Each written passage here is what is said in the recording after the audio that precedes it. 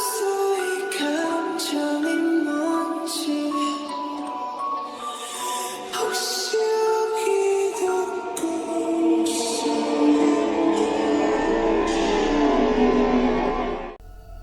La vida de mi abuela terminó a los 74 años. Después de mucho sufrimiento y horas postrada en la cama, finalmente Dios se apiadó de ella y se la llevó. Desde que tengo memoria siempre vivimos en la casa de mi abuela. En todas las casas de los abuelos hay detalles que logran erizarnos un poquito la piel por ser un poco raros o particulares.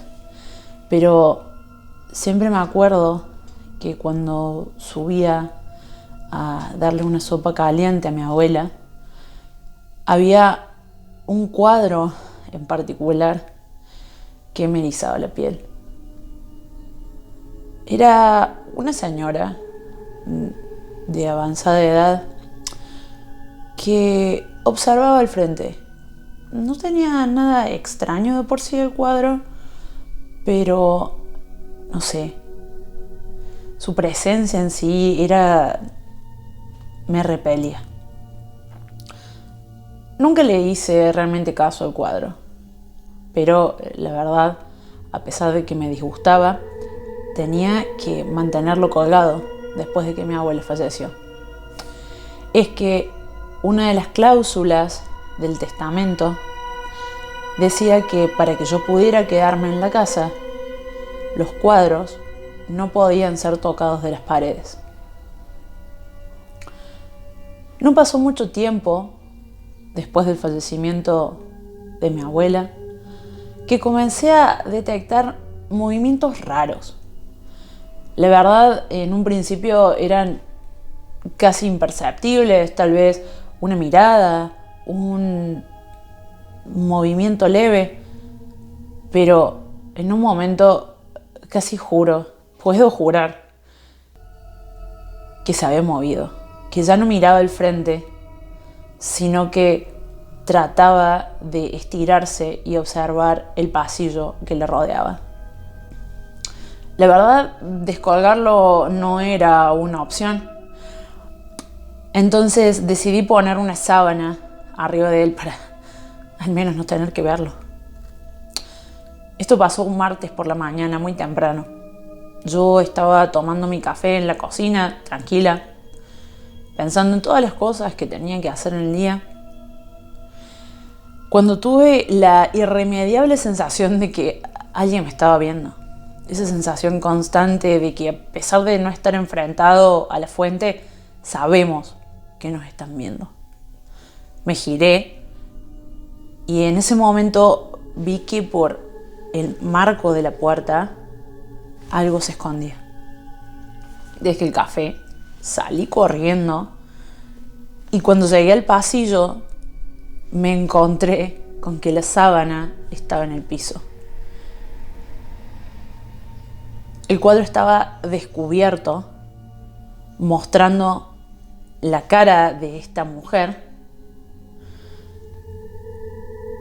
pero su expresión había cambiado. Ya no era una expresión neutra en sí. Se veía enojada.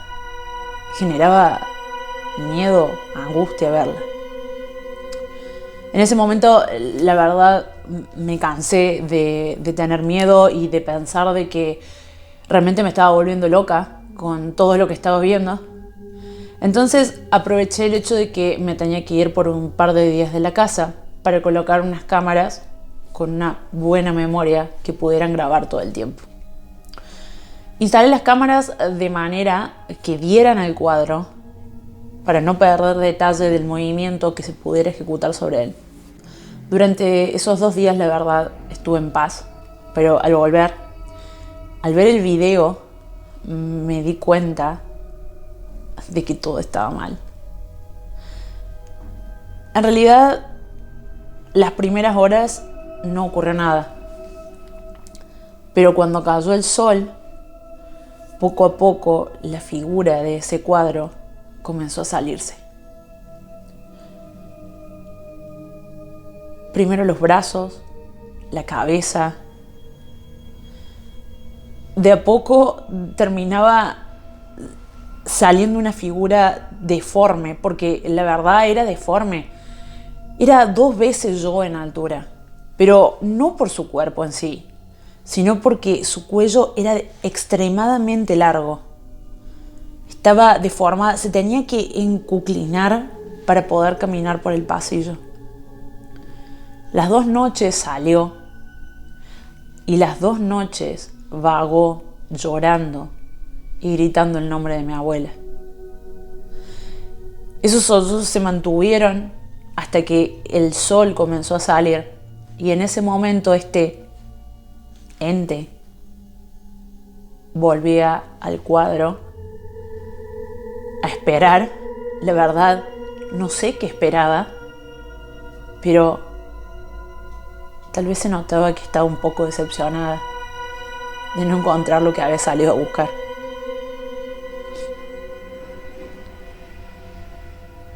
Me había cansado.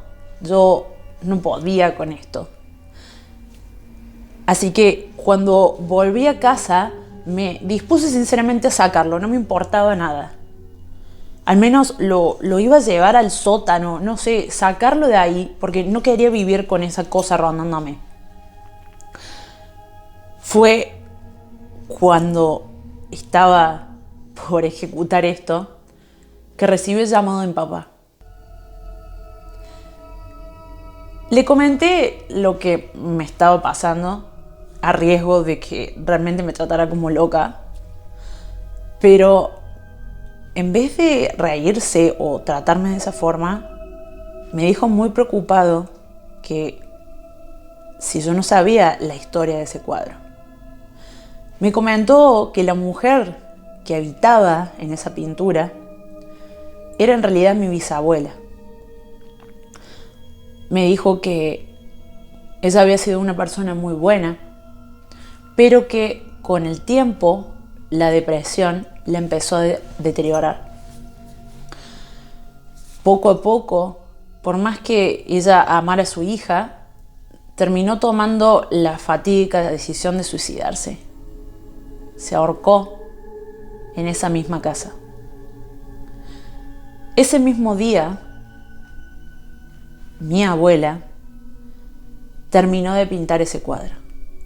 Ese cuadro que había sido hecho a pedido de mi bisabuela, porque ella decía que mientras ese cuadro estuviera colgado en la casa, ella la protegería de todo mal y de cualquiera que la quisiera lastimar. En ese momento, mi papá lo último que me dijo fue: pero tenés que saber que... Y la línea se cortó. Ya no daba más. Era demasiado para mí. Entonces fui corriendo, me puse frente al cuadro y cuando lo agarré para descolgarlo, la mujer sacó sus manos, sus asquerosas manos.